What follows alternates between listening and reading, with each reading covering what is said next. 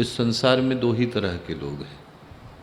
एक तो वो जिनने अपनी बुद्धि के बल से, शरीर के बल से, अपने धन के बल से, अपने जन के बल से इस संसार को अपने आधिपत्य में करने का प्रयत्न किया।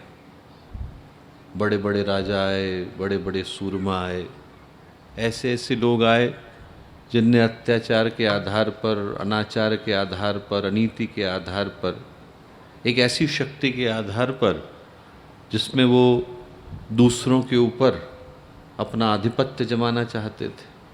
चाहे उनका नाम सिकंदर रहा हो, चाहे चंगेज खां रहा हो, चाहे रावण रहा हो, चाहे दुर्योधन रहा हो, उनने अपनी शक्ति और सत्ता के बल पर दूसरे को पराजित करने का प्रयत्न किया।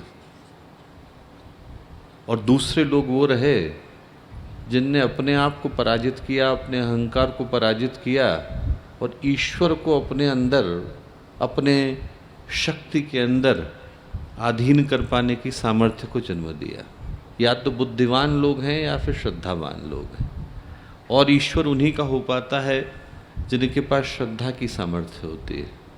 शरीर का जो बल है, बुद्धि का जो बल है, धन का जो बल है, इन सारे बलों की अपनी एक सीमा है। इनका एक समय भी निर्धारित है। कोई कितना भी ज़्यादा शक्तिशाली क्यों न हो, उससे ज़्यादा शक्ति वाला कोई ना कोई तो होता ही।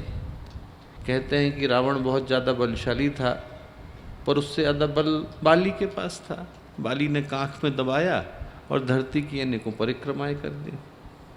और उस रावण को, जिसके पास इतना बल था कि वो शनि देवता की छाती के ऊपर पैर रख करके बैठा करता था, उसी रावण को एक दिन इस स्थिति में आना पड़ा कि वो अंगद के पैरों को भी हिला नहीं पाया। पर यदि ये भी मान लिया जाए कि व्यक्ति दुनिया की सारी शक्ति को लेकर के बैठा है, तो भी अमरता लिखा करके तो आया नहीं। शरीर तो एक न एक दिन छूट ही जाता है। संपत्ति कितनी भी हो, एक न एक दिन तो कम पड़ती। श्रद्धा अकेली ऐसी है जिसका अतिक्रमण कर पाने की सामर्थ्य काल के पास भी नहीं, क्योंकि वहाँ पर व्यक्ति के पास खोने को कुछ है ही नहीं। जिसने अपने को भी खो दिया, अपने होने का अधिकार भी ईश्वर को दे दिया, परमात्मा को दे दिया, भगवान को दे दिया, उससे आप छीनोगे क्या? जो अपने को भी गंवा करके बैठा है वो फिर स्वयं परमात्मा हो जाता है। जो शून्य हो गया वो अनंत हो जाता है। जिसने अपना अस्तित्व, अपना अधिकार, अपनी क्षमताएं सब गुरु के चरणों में, भगवान के चरणों में डाल दी हैं, वो फिर उन्हीं के समकक्ष हो जाता है। एक बहुत प्यारी बात महर्षि रमण ने लिखी है। उनने लिखा है कि बूंद सागर में गिरती है, इसका अनुभव तो हर एक को हो पाता है। बारिश होती है तो हर व्यक्ति को दिखाई पड़ता है कि बूंद सागर के अंदर समा रही है, पर सागर बूंद के अंदर समाता है, इसका अनुभव सिर्फ प्रहलाद को हो पाता है।